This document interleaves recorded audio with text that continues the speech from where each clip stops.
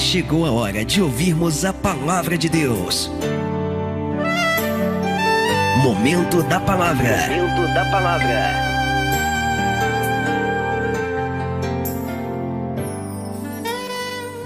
Amados, vamos abrir a palavra de Deus no Evangelho de Mateus, primeiro livro do Novo Testamento, capítulo 11, Mateus 11. As quartas-feiras, elas foram por muito tempo chamadas de culto de doutrina, né? O Adriano deve lembrar. Mas a pastora Rosângela observou que algumas pessoas escolhiam os dias que vinham os cultos, justamente algumas que ainda não estavam libertas, tentando evitar as doutrinas. Só vinham para as adorações, para as curas e para as doutrinas evitavam. Então a pastora Rosângela, junto com o pastor Humberto, decidiu uma estratégia diferente na quarta-feira, chamando de culto de vitória. Porque esse nome, culto de vitória, atrai mais as pessoas. Só que a ideia dela era o seguinte: falar, trazer mensagens sobre vitória, estratégias sobre vitória, mas desavisadamente trazer palavras de doutrina. Que é justamente para pegar de surpresa esse pessoal que fica tentando evitar as doutrinas. Amém, amados? E hoje é doutrina. São as minhas favoritas, são as mensagens de doutrina. São as minhas favoritas. Eu adoro o chicote. Eu adoro o chicotezinho de Jesus. Porque, amados, não é para machucar, não é para doer, e muito menos para nos destruir, mas é para nos disciplinar e nos amadurecer. Porque é o próprio lá em Hebreus, né? Hebreus 12 fala qual é o filho que Deus toma, qual é aquele que Deus toma por filho, a quem ele não açoite, a quem ele não exorte. Amém? Vamos, quem encontrou? Amém. Mateus 11, vamos para o versículo 20. Amém? Amém. Vamos lá. Mateus 11, 20. Leiam com atenção. Passou então Jesus a increpar as cidades nas quais ele operava numerosos milagres, pelo fato de não se terem arrependido. Ele operou numerosos milagres, mas por alguma razão elas não se arrependeram. Ai de ti, Corazim! Ai de ti, Betsaída! Porque se em Tiro e em Sidom se tivesse operado os milagres que em vós se fizeram, há muito que elas se teriam arrependida com pano de saco e cinza. E contudo, vos digo, no dia do juízo haverá menos rigor a Tiro e a Sidom, que são cidades da Síria, que era império, um dos reinados que destruiu Jerusalém e Samaria, que destruiu Judá e Samaria. E contudo vos digo, versículo 22, no dia do juízo haverá menos rigor para Tiro e Sidom do que para vós outras. E tu, Cafarnaum, elevarás, pois, porventura até o céu? Descerás até ao inferno. Porque se em Sodoma se tivesse operado os milagres que em ti se fizeram, teria ela permanecido até o dia de hoje. Digo-vos, porém, que menos rigor haverá no dia do juízo para com a terra de Sodoma do que para contigo. Podemos sentar. Forte a mensagem. Jesus está amaldiçoando aqui cidades israelitas da região de Judá. Jesus está amaldiçoando e dizendo que no dia do juízo haverá menos rigor, vai ser menos cobrado de cidades ímpias, que ele traz inclusive até a terrível Sodoma, a qual Deus destruiu com chuva de fogo e enxofre. Ele dizendo que no dia do juízo haverá menos rigor a essas cidades do que essas cidades da região de Israel.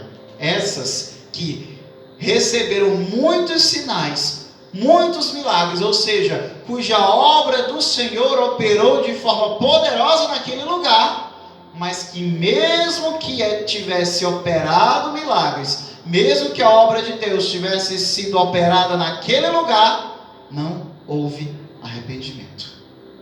E justamente por causa disso, o juízo, o rigor para com essas cidades seria e será muito maior do que até mesmo contra cidades ímpias. E o que é que a gente pode extrair dessa mensagem que nós acabamos de ler? Quem crê aqui que Deus já operou uma obra sobre a sua vida? Deus operou e continua operando diariamente a sua obra na nossa vida. Mas a pergunta que eu trago para que os irmãos possam refletir é: se a obra que Deus operou e ainda está operando em nossa vida, se essa obra produziu em nós o verdadeiro arrependimento. Se nós estamos verdadeiramente arrependidos de quem éramos e de quem ainda somos. Porque por mais de que a obra do Senhor tenha nos trazido até este momento e hoje sejamos pessoas melhores do que éramos há tanto tempo atrás, antes de conhecer a Cristo, Deus sempre nos chama para nos limparmos ainda mais, para nos santificarmos ainda mais. Sede santos assim como eu sou santo. Deus sempre espera ainda mais de nós, que todos os dias nós possamos ser transformados. E a palavra fala que o meio de transformação é renovação do entendimento. Sejais transformados pela renovação do vosso entendimento, para que experimenteis qual seja a boa, perfeita e agradável vontade de Deus. Quem quer experimentar essa boa, perfeita e agradável vontade de Deus? Aleluia! A obra de que Deus tem operado em nossa vida é poderosa, irmãos.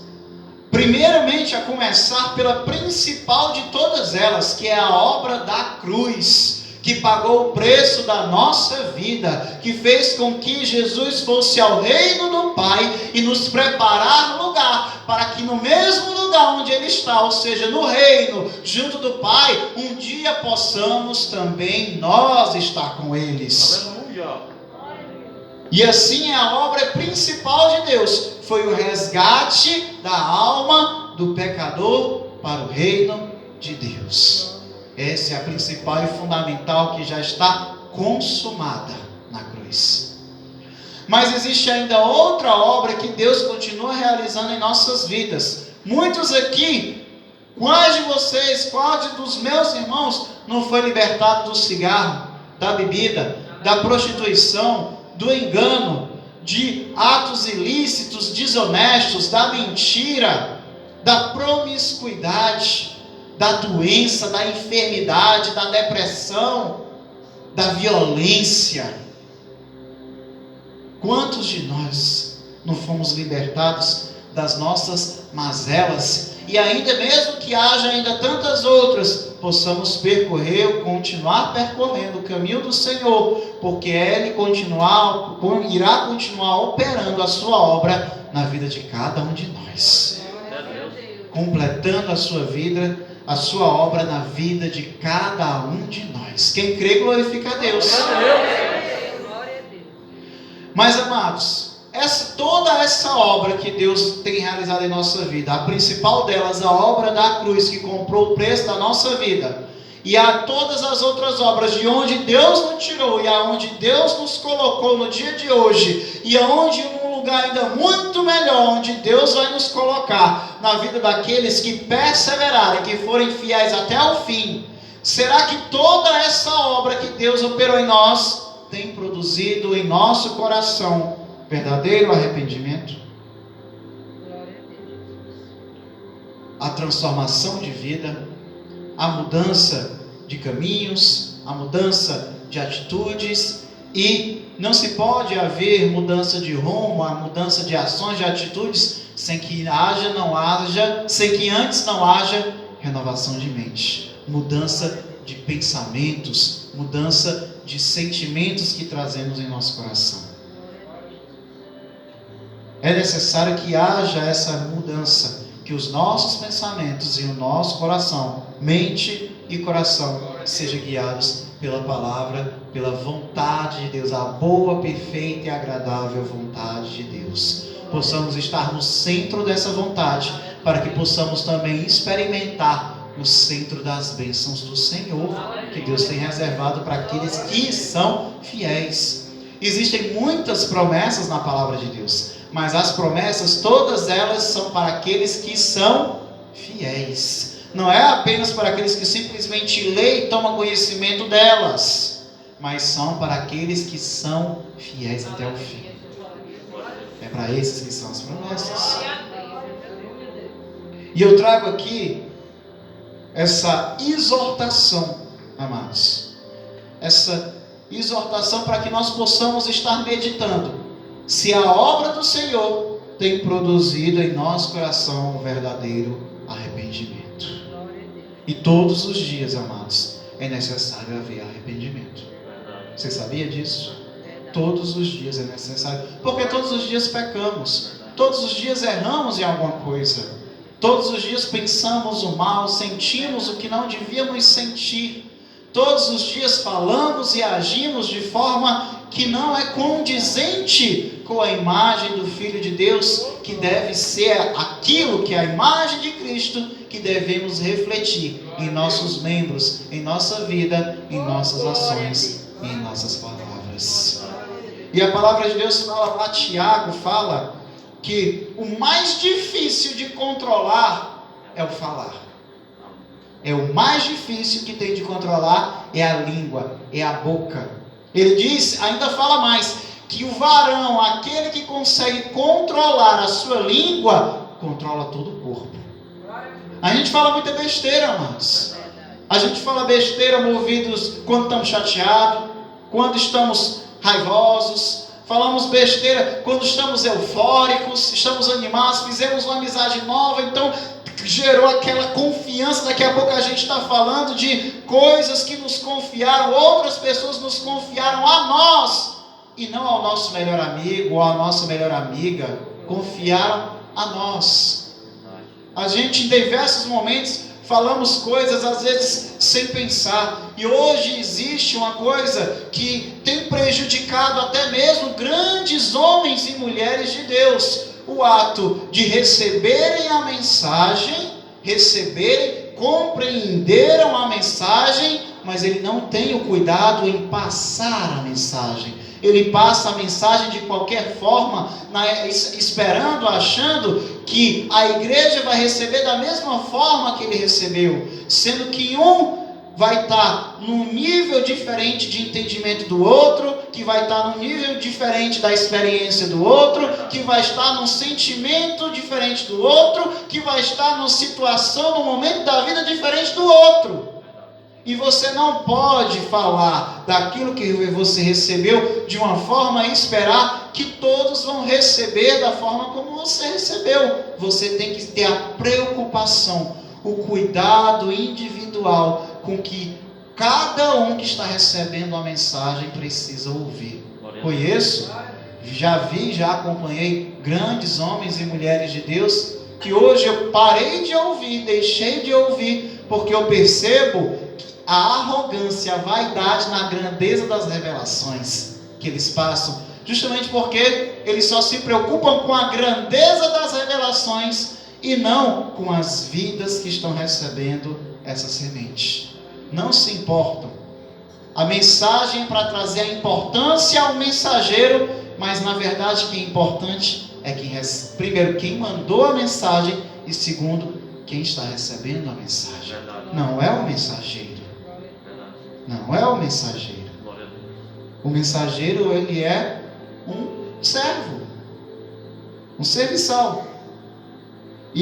Mas muitos se apossaram da autoridade dessa mensagem, que é a palavra de Deus, para assim acharem importantes e deixaram de se preocupar com as vidas que Deus tem confiado a eles. Não tem se preocupado com o que a gente chama de interlocutor, que é aquele que ouve aquilo que estamos falando. Eu tenho que ter o cuidado, e é por isso que às vezes eu sou prolixo, às vezes eu sou muito detalhista, porque eu procuro ter o cuidado que cada um entenda a mensagem. Nem sempre eu vou ser bem sucedido, mas eu espero em nome de Jesus que Deus derrame o Espírito Santo dele sobre a vida de cada um de vocês, neste momento e em todo momento em que eu, pastor Humberto, a pastora Rosângela, ou qualquer um de vocês que for dado a oportunidade de estar aqui falando com a igreja, eu espero que neste momento, pela fé, seja derramado o Espírito Santo de Deus sobre vocês, para que vocês possam receber essa revelação, para que esteja claro como a luz do dia a mensagem que nos é passada a cada um de vocês. Amém? Então, onde se é operado grande obra, será também exigido grande cobrança, grande juízo.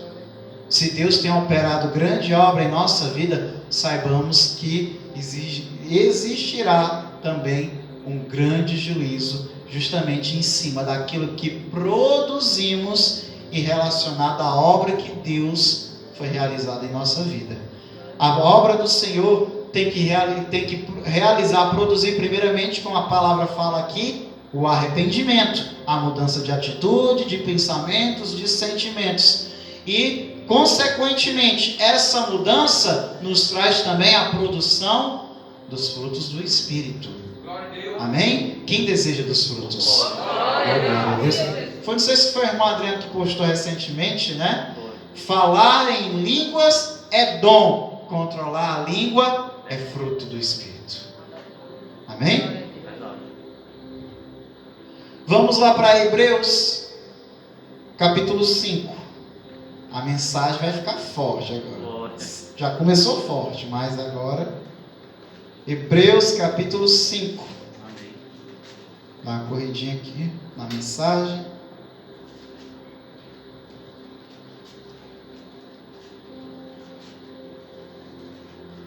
Quem encontrou, diga amém, por vamos ler sentados. Hebreus 5, 11. Eu vou ler a tradução da NVI, a nova versão internacional, tá certo? Porque eu achei essa versão aqui tem o linguajar de mais fácil compreensão do texto. Amém. Hebreus 5:11 está escrito: quanto a isso, temos que dizer coisas difíceis de explicar, porque vocês se tornaram lentos para aprender. De fato, embora a esta altura já devessem ser mestres, vocês precisam de alguém que lhes ensine novamente os princípios elementares da palavra de Deus. Estão precisando de leite e não de alimento sólido. Hebreus 5, versículo 11 e 12. Quem escreveu essa epístola, a epístola, o nome Hebreus, Colossenses, Romanos, o nome que traz a epístola significa a quem era direcionado essa mensagem. Por exemplo, se o apóstolo Paulo escrevesse uma carta para a igreja pentecostal do poder de Deus, seria talvez escrita aos pentecostais, ou aos pentecostais do poder de Deus, ou algo semelhante. Então, essa epístola foi direcionada aos hebreus. E quem eram os hebreus? Eram os descendentes de Abraão, ou seja, aqueles que eram judeus, a princípio judeus, mas que creram em Cristo e se converteram ao Senhor, e aceitaram e confessaram a Jesus como Senhor e Salvador. Amém? Então, era esses que essa epístola foi direcionada. Em especial, justamente, os que habitavam ali na região de Judá. E ele fala: quanto a isso, temos muito que dizer, coisas difíceis de explicar, porque vocês se tornaram lentos para aprender. Pessoas que demoram para absorver a mensagem. E o aprender, amados, não é apenas passar a leitura e ter o conhecimento daquilo. Quando você aprende algo, você aplica o que aprendeu à sua vida. Amém? De fato, embora a esta altura devessem ser mestres, ou seja, na altura do campeonato, vocês deviam ser como mestres, deviam ser como grandes entendedores da mensagem de Deus. vocês precisam de alguém que lhes ensine de novo os princípios elementares, ou seja, o básico da palavra de Deus. Estão precisando de leite e não de alimento sólido. Olha a frustração de quem escreveu a epístola. Olha a frustração. Ele esperava que as pessoas já tivessem, os hebreus já tivessem adquirido uma maturidade suficiente para que trouxesse coisas mais grandiosas, mais reveladoras, coisas mais profundas, coisas mais poderosas. Mas ele fala: olha, nessa altura do campeonato vocês já deviam ser mestre, mas vocês precisam de novo que alguém venha e ensine novamente o básico da palavra de Deus. Porque nem o básico aprendeu. E a gente observa muito, amados, nós que estamos aqui há praticamente 25 anos, vai fazer 25 anos agora, final do ano, faz 25 anos que estamos aqui, e nós observamos muito pessoas que passam ano, sai ano, às vezes passa 10 anos e continua ainda no leite.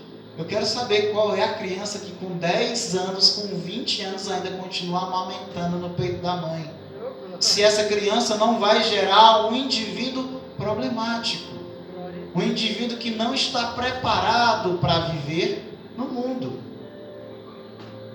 Quanto mais nós que tem o mundo que jaz no maligno, tem a fraqueza da nossa carne por causa do pecado, e tem o inimigo das nossas vidas que se levanta todos os dias e está sempre ao nosso derredor, tentando nos devorar, tentando nos tragar. Se nós permanecermos no leite a vida inteira, como será? Que tipo de cristão, de indivíduo, de homem e mulher espiritual nós vamos nos tornar?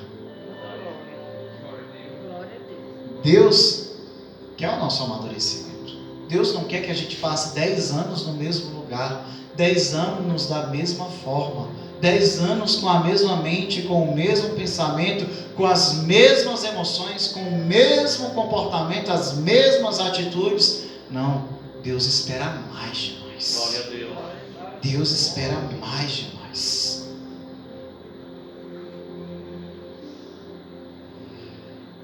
Para completar aqui, vamos continuar no livro de Hebreus, mas vamos para o capítulo 6, versículo 4. Hebreus 6, 4. Que é a continuação dessa mensagem que ele iniciou aqui, no capítulo 5. Olha como a coisa evolui. Do que ele inicia do capítulo 5, versículo 11 e 12. Olha como evolui, como é perigoso o fato de você permanecer muito tempo sem demonstrar amadurecimento espiritual. Olha no que isso pode evoluir para a nossa vida. Hebreus capítulo 6, versículo 4. É impossível, pois, que aqueles que uma vez foram iluminados e provaram o dom celestial e se tornaram participantes do Espírito Santo e provaram a boa palavra de Deus e os poderes do mundo vindouro e caíram. Sim, é impossível outra vez renová-los para o arrependimento, visto que, de novo, estão crucificando para si mesmos o Filho de Deus e expondo-o à ignomínia, à vergonha. Porque a terra que absorve a chuva, que frequentemente cai sobre ela e produz erva útil, ou seja, bom fruto, para aqueles por quem é também cultivada, recebe bênção da parte de Deus. Mas se produz espinhos e abrolhos, é rejeitada, e perto está da maldição, e o seu fim é ser queimada. Olha como é perigoso você permanecer muito tempo sem demonstrar maturidade espiritual, um crescimento espiritual na sua vida. Pode evoluir para essa situação aqui. Essa situação é justamente a apostasia, e algumas traduções podem mostrar a referência à palavra apostasia aqui no versículo 4 e 5 e 6. 4, 5 e 6. Que apostasia é o quê? A apostasia é justamente cair da fé. Apostasia é isso, é você cair da fé, é você voltar ao antigo homem, é voltar à antiga mulher. Alguns confundem a apostasia com heresia. Não, heresia é falar o contrário à palavra de Deus. A apostasia é o abandono da fé. Amém, amados? E ele fala que para esses é impossível a renovação do arrependimento. Porque seria como se de novo crucificassem a Cristo para si mesmos. E mais uma vez expusessem Jesus à vergonha da cruz. Novamente. Por isso é impossível renová-los no arrependimento. E ele ainda explica mais em que situação se configura apostasia, cair da fé, abandono da fé. Porque muitos acham que cair da fé é dizer: eu não creio mais em Cristo, eu não creio mais em Jesus, eu não acredito mais na palavra, eu não acredito mais em Deus, por causa de uma decepção, de uma frustração, porque queria uma bênção do Senhor e não recebeu, porque o pai morreu e não queria que o pai morresse, é porque a esposa faleceu e não queria que a esposa falecesse. E a gente sabe que ninguém nasceu para semente, todos que estão vivos estão sujeitos à morte, mas Deus tem uma promessa para a nossa vida de vida eterna, de vida eterna, de vida eterna, e não é carnal, a carne vai perecer, e mesmo que no dia do Senhor ainda haja carne viva, a palavra fala que este corpo será transformado em um corpo incorruptível e imortal, semelhante ao dos anjos. Toda a carne será aniquilada. Essa é a promessa do Senhor. Agora, se você acha que só porque você ama as pessoas, os seus familiares, e porque você está indo na igreja, elas vão viver 200 anos, ou não vão estar imunes a todas as doenças, amados, enquanto seus amados, seus familiares, seus entes queridos estão vivos, o trabalho que você tem que fazer não é pedir que eles vivam para sempre, mas é levar a palavra de Deus até eles. Porque se você levar a palavra de Deus até eles, você leva o reino de Deus até a vida deles e, consequentemente, a vida eterna. E mesmo que por um breve momento, por alguns anos, você necessite se despedir e fique com a saudade do seu ente querido, sabemos que na glória do reino de Deus, todos nos veremos e nos reuniremos novamente e glorificaremos ao Senhor juntos e nos banquetearemos junto do Senhor, juntos, todos juntos, eu e você, meu irmão, sua família, seu pai, seu avô, seu avôzinho, sua avózinha querida, todos juntos. A nossa missão não é pedir para Deus que nossa família vive para sempre, mas sim que Deus nos dê as palavras, não de sabedoria humana, mas de poder, para levar a palavra de Deus até eles, e que eles possam ver o que essa palavra já operou em nossa vida, porque o efeito mais poderoso da palavra não é a eloquência com que se prega, mas é o testemunho de vida que se mostra. Não é verdade? Irmão Adriano, irmão Gabriel, não é verdade?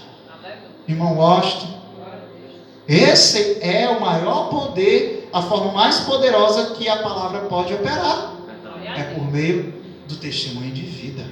As pessoas observam e querem conhecer porque, como, de que maneira eu quero isso também para mim. Oh, glória a Deus. E ele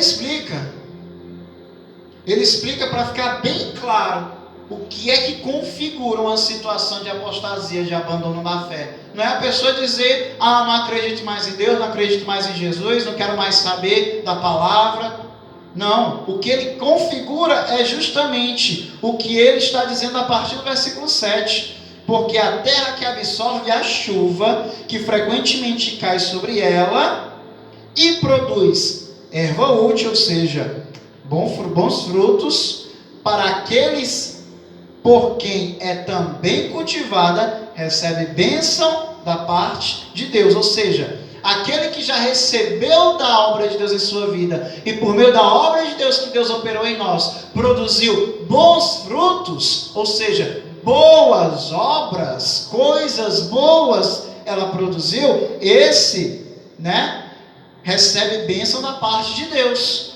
Mas se produz espinhos e abrolhos, é rejeitada e perto está da maldição, e o seu fim é ser queimada.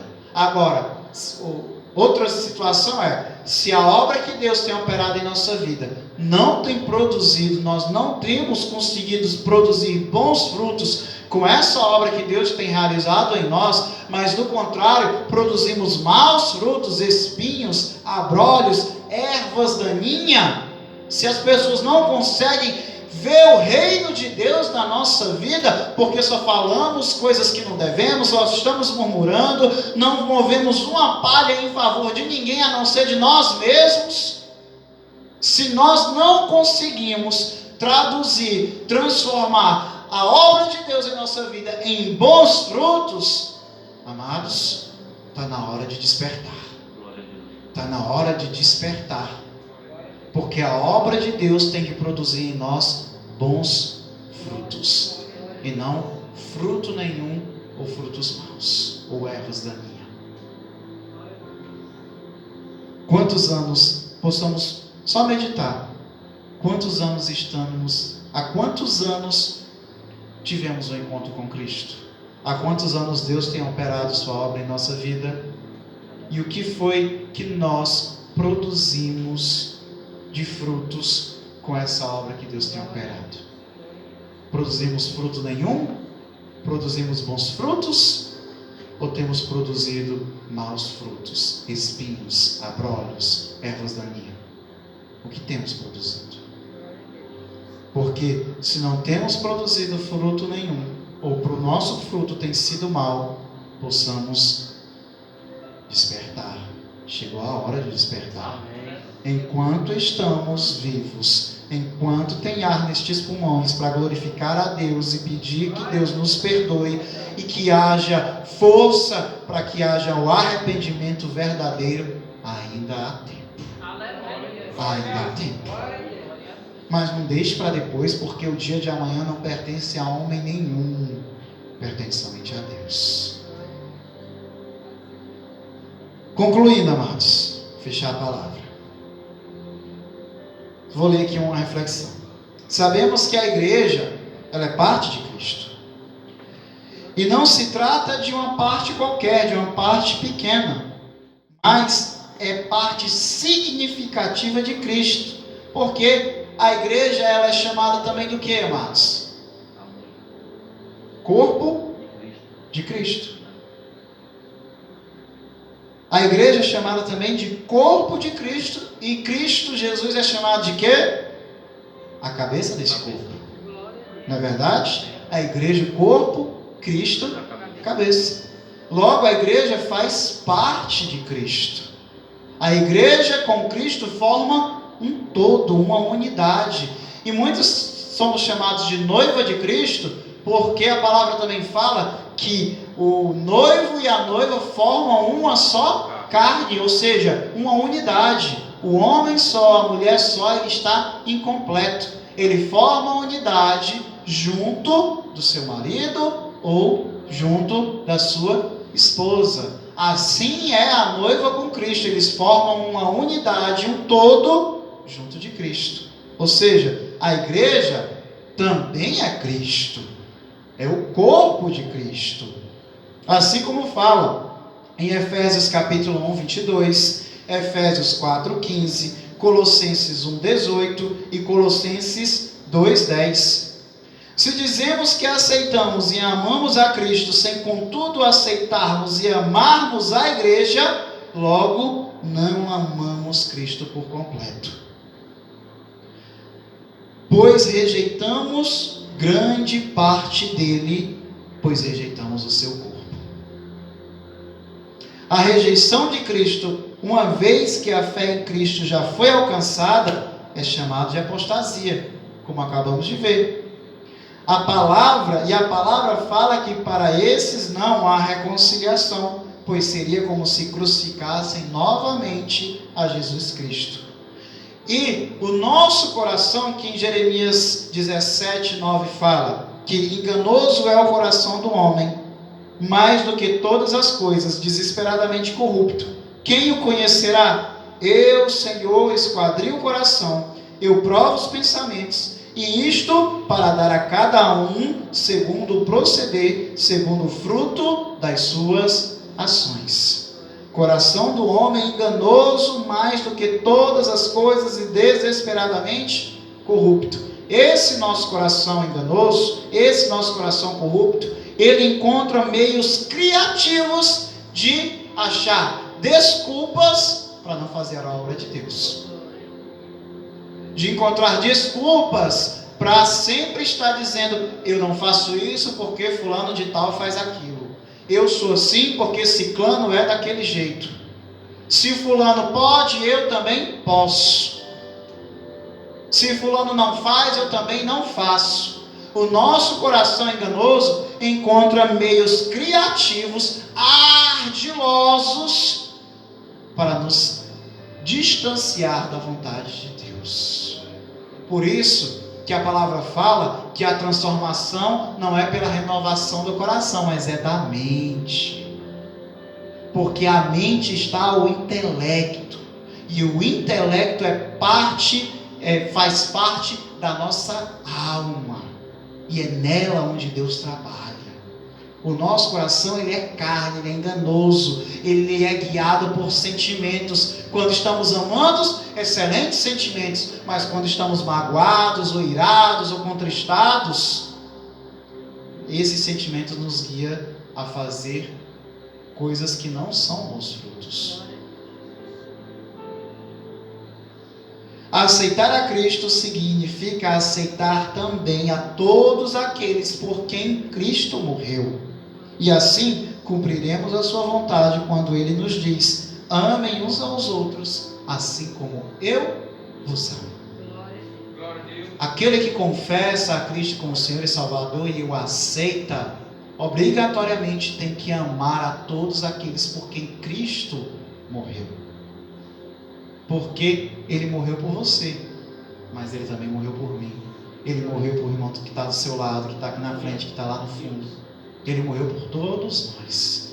E o mesmo amor que Ele operou sobre nós, Ele opera sobre você e sobre mim. Ele opera sobre todos nós, para aqueles que o recebem, que o aceitam, que o confessam verdadeiramente.